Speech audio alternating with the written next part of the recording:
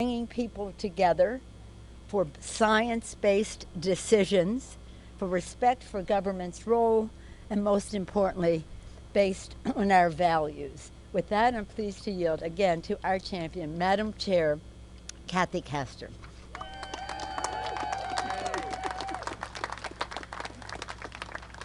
Well, good morning, and thank you, Madam Speaker. Speaker Pelosi has been a champion for climate action for decades, and it's her faithful passion, diligence, dedication that has brought us to this moment.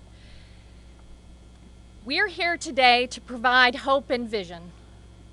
We are releasing a transformative roadmap for solving the climate crisis. We have a plan for building the 100% clean energy economy, and we are going to do it in an equitable and inclusive way. Our task is urgent. The last 5 years are the hottest on record, and it's getting hotter. Greenhouse gases have accumulated in the atmosphere to the point where they are wreaking havoc and costing lives. The pollution and the costly impacts will get worse unless we act now, right now. But we have a plan, and it comes at a critical time. Our plan will put people back to work and rebuild in a way that benefits all of us. That means environmental justice, and our vulnerable communities are at the center of the solutions we propose. The health of our families and the air that we breathe are at the heart of our plan. We chart the course to good-paying American jobs in solar and wind energy, in manufacturing American-made clean energy, clean electric vehicles, and in strengthening communities so that they are more resilient to flooding, extreme heat, intense hurricanes, and wildfires. We must build American and buy American and value workers who have a right to good, family-sustaining jobs and a safe place to work. We must protect America's public lands and offshore waters rather than exploit them. And renewable energy will power our lives, and it will be cheaper. People across the world are eager for America to return to its leadership role in the world, and our plan will help get us there. So to the young people who have inspired us to act fearlessly, we have heard you. This is your moment to press policymakers to enact our solutions to solve the climate crisis now. To the scientists who have informed our work, we listened. We turned your thoughtful analysis into a comprehensive action plan, but we need more breakthroughs. So we're going to help you make the next generation of discoveries. To the young black mother who is afraid to allow her children to play outside because their asthma is getting worse, we're going to start in your neighborhood. Your children come first. To America's indigenous peoples, to America's farmers and farm workers, we're going to empower you to build the natural solutions in the land, the soil, and our food systems. To the innovators and entrepreneurs, we will invest in you and your ideas for renewable energy, efficient homes, and advanced manufacturing. And to the faithful Americans who understand the moral responsibility we have to future generations, to God's creation, and the beautiful biodiversity of our planet, we need you to sing out with clarity at this moment. We cannot wait. Time is running out. America, this is good news. We have a plan to solve the climate crisis, and we can rebuild better and stronger.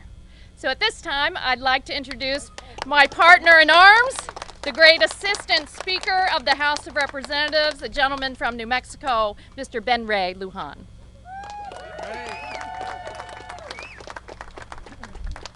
Well, thank you, Chairwoman Castor, for your incredible work. Thank you, Speaker Pelosi, for your leadership and for your guidance and continuing to challenge us to do better.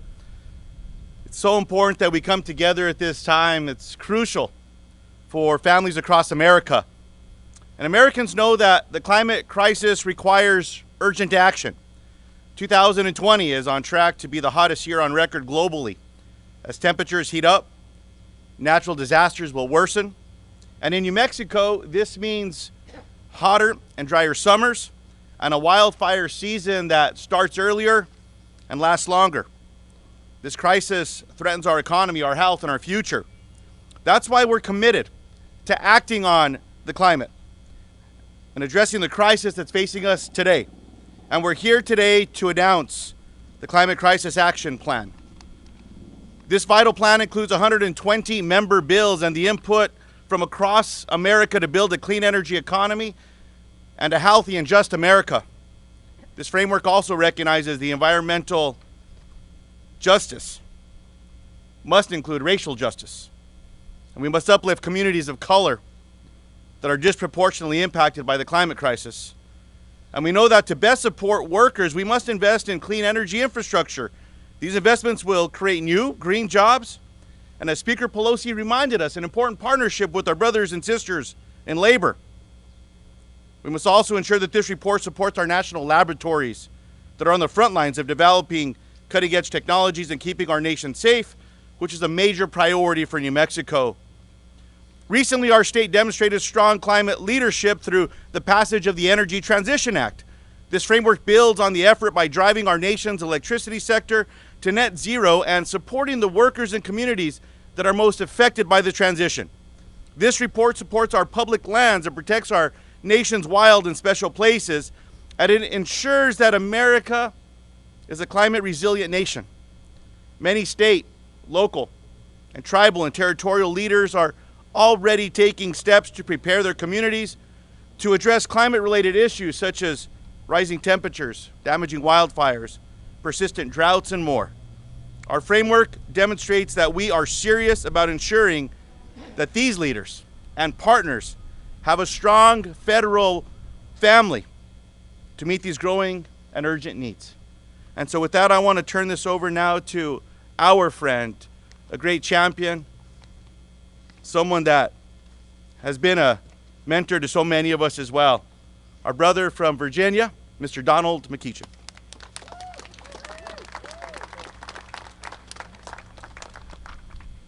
Good morning, and thank you, Ben Ray, for that kind introduction. Madam Speaker, thank you for your leadership in putting this committee together in the first instance, and to my dear friend Chair Castor, thank you for all the wonderful work that you've done in marshaling this report together. People across our country are taking to the streets. They are demanding that this country live up to its founding principles of justice for all.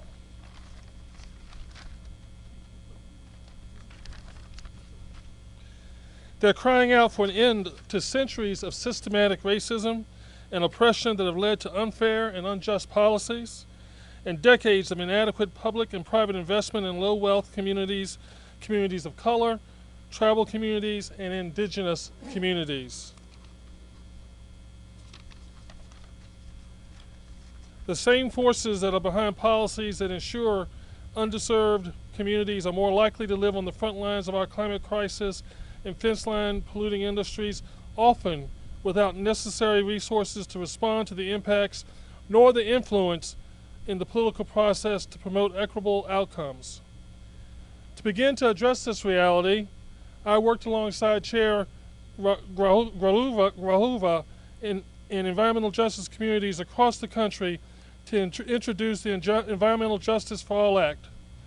It was crafted by the people, for the people, to give environmental justice communities a voice and a means to fight back against the pollution that threatens their children and threatens their families. We spent the last year and a half listening and learning about the impacts of national policies on climate change and how they affect these communities across the country. We built, with their help, a community-led, community-driven process to address the needs and perspectives of environmental justice communities. We listened to the stories of these communities, stories that should never happen in the United States of America. Stories of families in New Jersey forced to walk through raw sewage, following heavy rains to get to work and to get to school. Of generations of working class folks in Claremont, Delaware, who've awakened each morning to the sight of steel dust on their cars as they grapple with the effects of that same steel dust settling on their lungs. Of communities along the James River in my hometown of Richmond, Virginia, exposed to arsenic-laced toxic sludge from coal ash ponds linked to liver damage, kidney damage, and a variety of cancers. We are here today because we cannot and we must not hide these harsh truths. We are here today because for far too long the federal government has turned a blind eye to the impact of toxic pollution on the entire communities that we are discussing today. We've ignored the devastating effects on their health and their well-being. We cannot accept this reality any longer. We are here today because we have produced this wonderful climate crisis action plan. We have placed equity and justice at the center of the federal climate environmental policy. Our climate plan recognizes that if we are going to achieve true justice in our country, we must center frontline communities in our policymaking. We must meaningfully involve and value environmental justice communities and ensure that environmental justice is our future. Together, we can ensure a better, brighter, and more sustainable future for Americans across our country while delivering justice to the communities that have been long denied such justice. This climate action plan is the first step in delivering on that promise. And now, my friends, it is my pleasure to introduce yet another champion in the fight to save our planet, the gentlewoman from Oregon, Congresswoman Bonamici.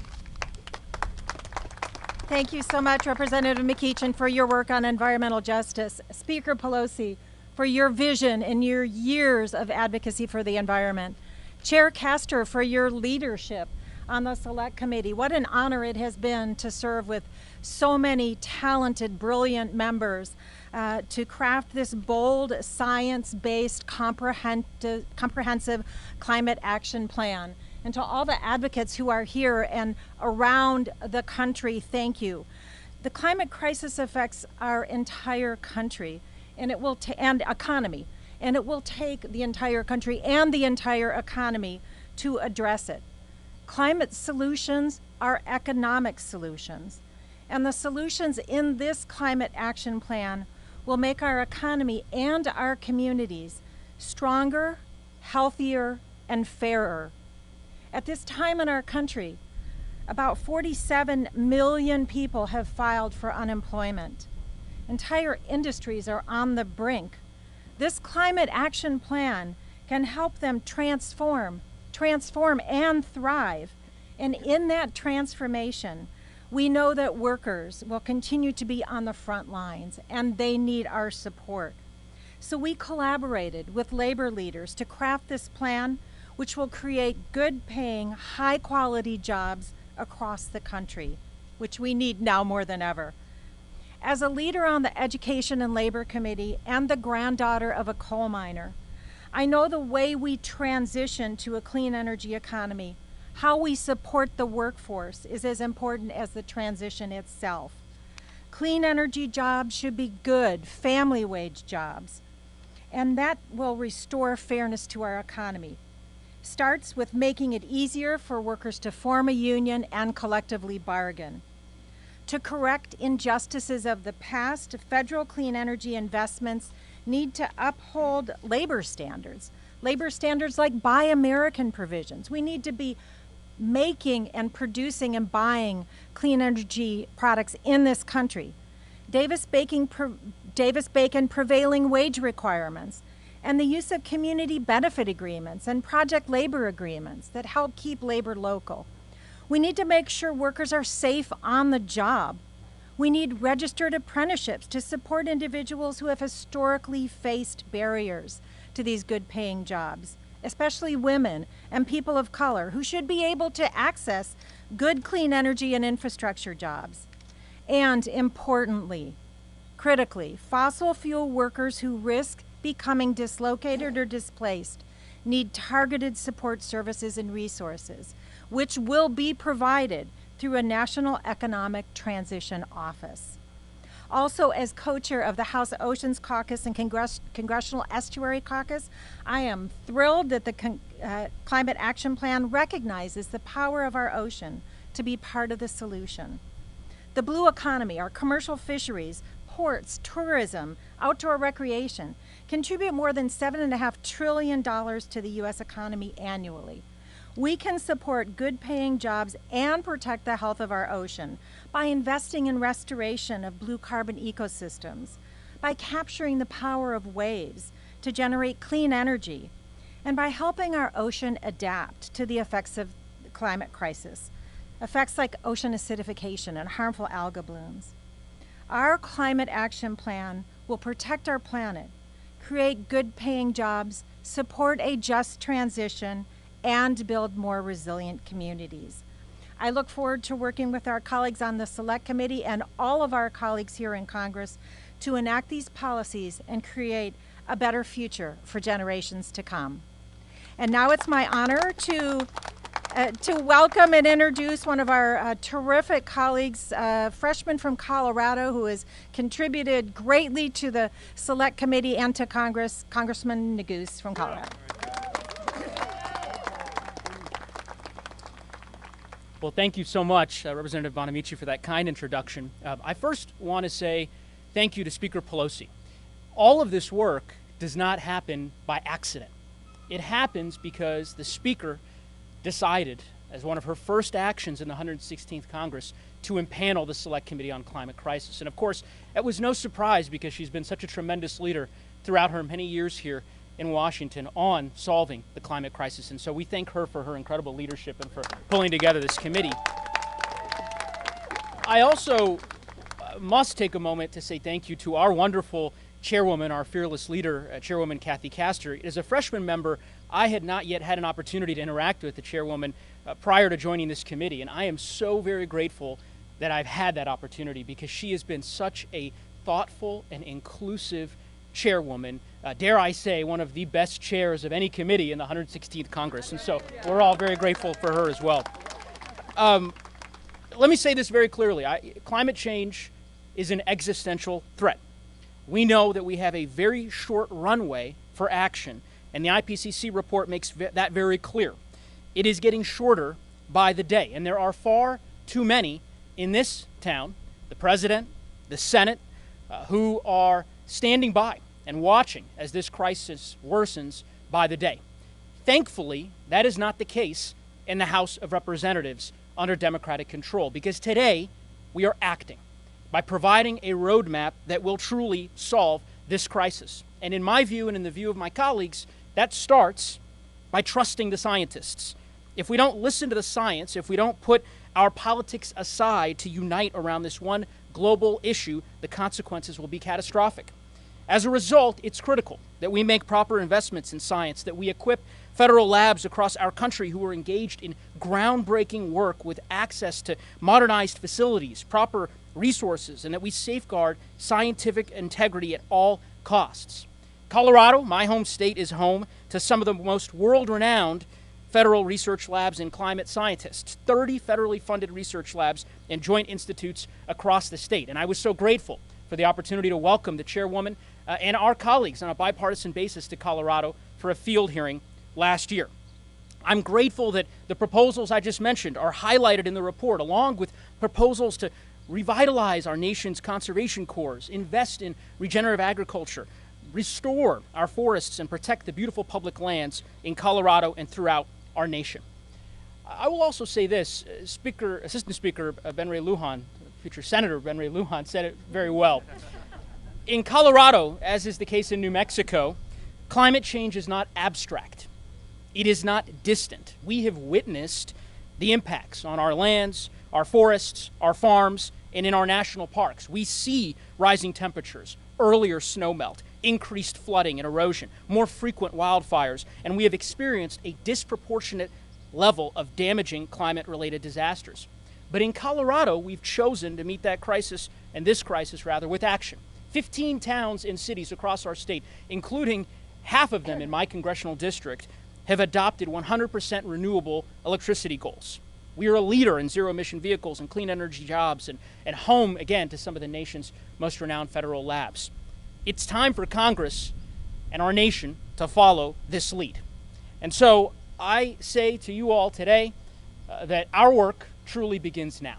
Now is the time to rebuild, to recover, with climate action at the core of our agenda, to initiate bold change, and to put the future of our children and the future of our planet at the center. The National Climate Action proposes a roadmap, and it's our job to make it a reality.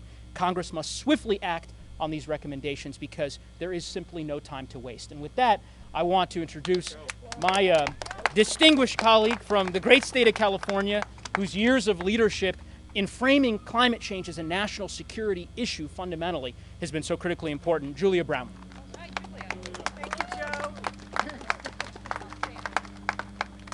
Joe. Good morning, and I want to join the chorus of thanking Madam Speaker for her incredible vision and Chair Castor for her extraordinary leadership, and for all of the activists here behind us today and across the country. It is you that has brought us here today. When anyone talks about addressing the climate crisis, you cannot do so without talking about the transportation sector. It generates more greenhouse gas emissions in our country than any other sector. Our report aggressively transforms our transportation systems across the board. It not only pushes us to creatively rethink our approach to transportation in a way that will grow new businesses, boost our economy, and better position us as leaders in the global economy, but it does so with the understanding that smart transportation innovation means climate-focused transportation innovation. This report sets out policy recommendations we must pursue. And I am extremely proud, as a member of both the Select Committee and the Transportation of Infrastructure Committee, that we have already put so many of these policy recommendations, which will be on the House floor this week in the Moving Forward Act. We know the urgency of acting now and the severe consequences of inaction. The scientists have said we must act, and we are unequivocally doing just that. The Moving Forward Act puts the United States on the path of achieving zero emissions by prioritizing carbon pollution reduction, investing in public transit, and building our fueling infrastructure for zero emissions vehicles. From rail to shipping to aviation to cars, trucks, buses, to the fuels that power them, to grid modernization, renewable energy. This is the most comprehensive look at the transportation sector with respect to the climate crisis in the history of Congress. As a nation, we must face this crisis boldly and smartly. Our action plan for a clean energy economy provides the roadmap to the future. It is bold and it is smart. The Moving Forward Act draws from that roadmap to invest boldly and smartly in our future and for generations to come. And we are taking that action today. So with that, I would now like to introduce my friend and colleague, Congressman Jared Huffman, also from the great state of California. Well, thank you very much, and good afternoon, everyone. We're here because Speaker Pelosi had the vision and the commitment to set this select committee in motion. We're here because Kathy Castor has been a fantastic chair, and because my colleagues on the select committee have worked very hard with an incredible staff that Chair Castor pulled together. We're here because great advocates and scientists and experts have contributed to this work, and the finished product of this select committee that I'm so proud to serve on is a 500+ page action plan. That's a lot of pages. And the reason is this climate crisis touches every part of our lives, every part of our economy, and it challenges us to confront all of it half measures, empty promises, greenwashed fossil fuel schemes, those things are not going to cut it. And one of the things I'm most excited about, I love the entire action plan, but I especially love the way the plan calls for using natural systems as a key strategy for tackling the climate crisis. And I'll tell you why that's such a great thing in my part of the world, in Northern California. We've got a lot of farmers and ranchers who are ready to be part of the solution. While we're doing all these other things that my colleagues have talked about to slash emissions and stop producing the greenhouse gases that are overheating the planet, we've got farmers and ranchers ready to work on the other side of the equation to start drawing down carbon.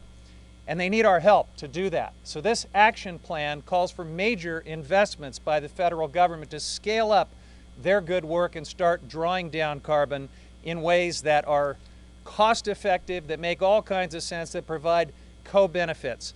Now, we're also working on other aspects of how natural systems can help confront this crisis. They can buffer rising sea levels and extreme weather. They can help us through blue carbon. Suzanne Bonamici has been a leader in this respect, and it's the ultimate twofer. Some of these natural systems can draw down carbon while providing greater resilience for coastal communities. Many of these natural systems can help us be more resilient to fires and to droughts that we know are going to be more frequent and more extreme in the future. So I'm so excited, Chair Castor, that you've included this in a comprehensive economy-wide action plan. Thanks to everyone who has brought us to this day, and now it is on all of us to take this great plan and put it into action. Now with that, it is my honor to introduce another colleague on the Select Committee.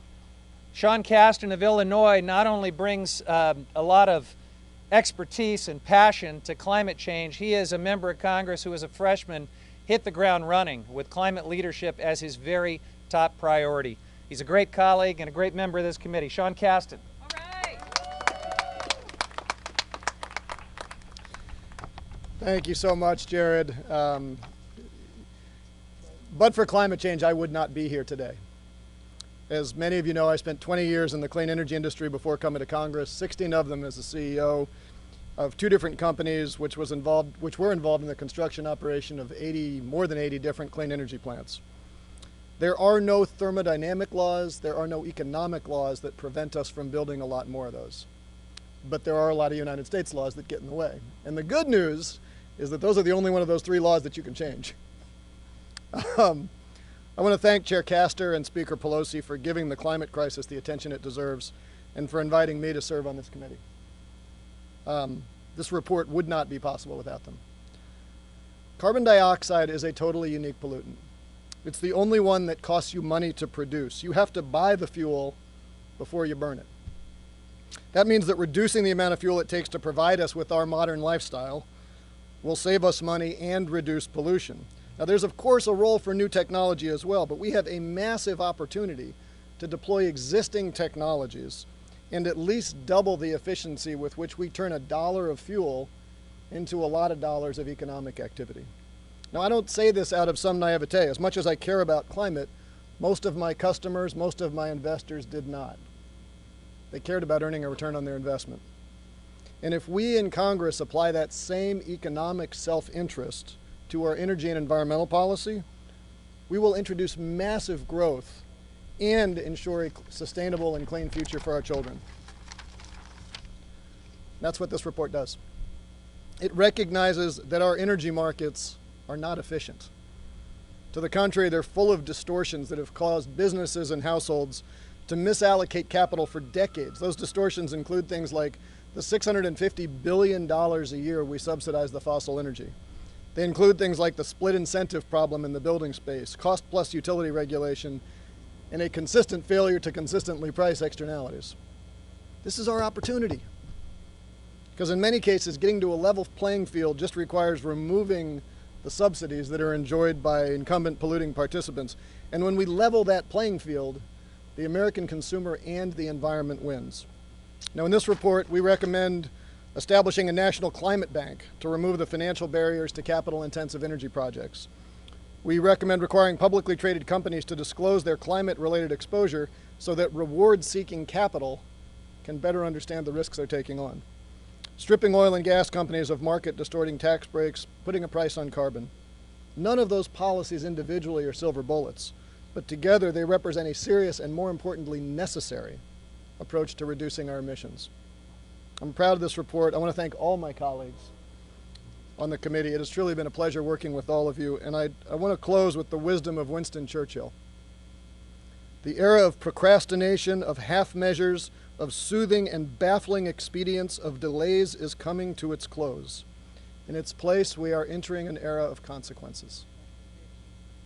We all know what we have to do. Let's get to work. It is now my pleasure to introduce fellow freshman, fellow clean energy business guy, fellow nerd, Mike Levin from California. Thank you.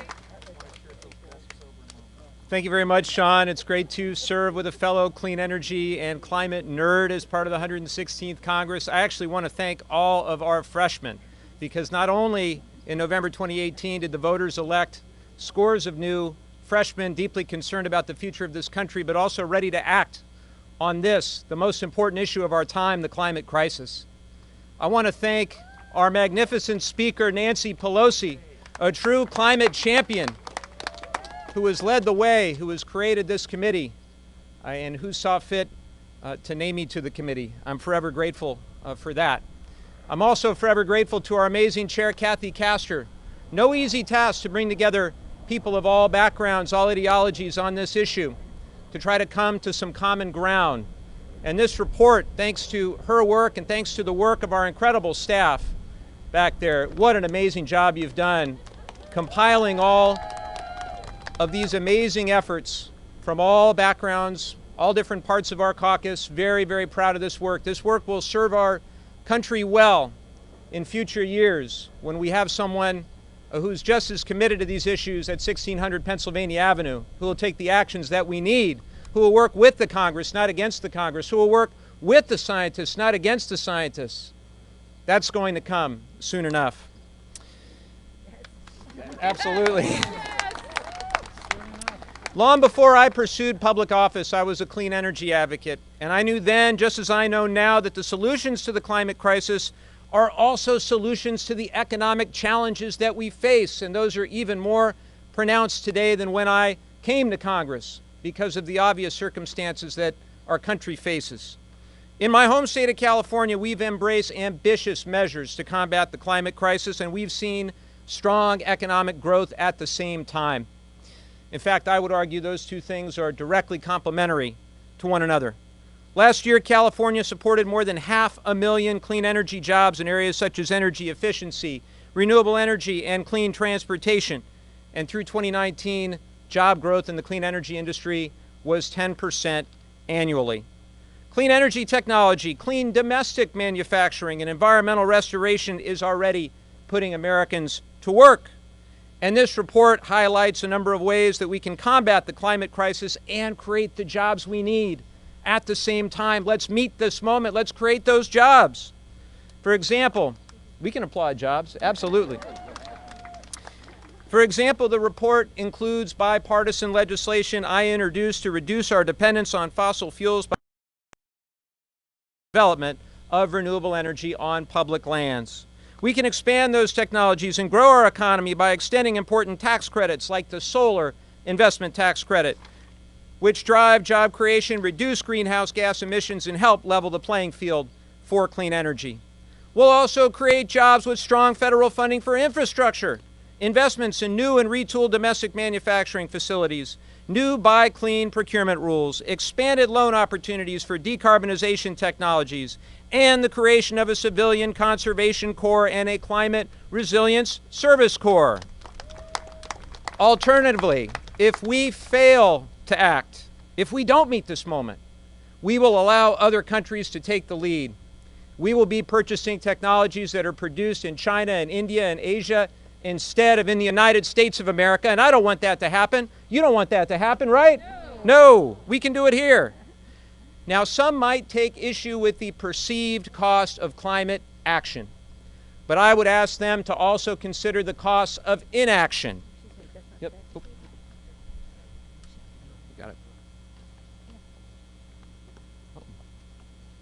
A good friend of mine, Marshall Burke, who's a researcher at Stanford University, has estimated that inaction, taking no action, allowing the status quo, allowing the fossil fuel industry to dominate the landscape, will cost this country $25 to $35 trillion with a T if we do nothing. That's why we must act. I have a 6-year-old and an 8-year-old at home. And like any parent, there's a lot that my wife and I worry about when it comes to their future. But there is nothing that concerns us more than the planet we are going to leave behind for them and for their children. The path we're on right now, this continued inaction leads to a grim future for our planet. Our report charts a new, hopeful course for America.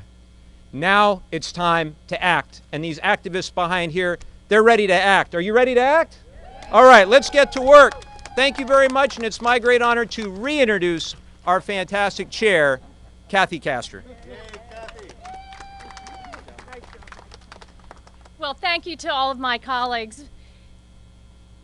America, we are your representatives. We reflect your hopes and visions. And what we've heard through our broad-based outreach is you see the future in a 100% clean energy economy with good-paying jobs.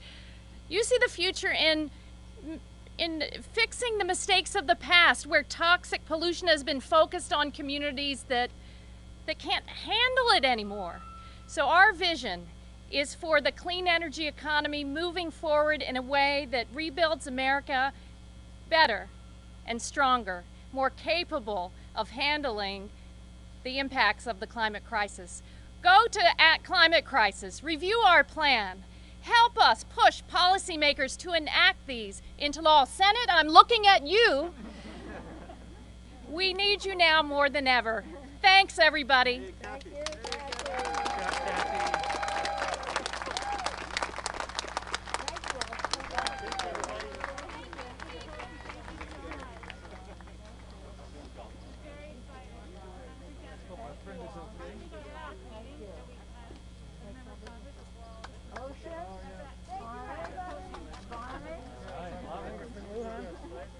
Thanks, guys. Thank you, Congressman.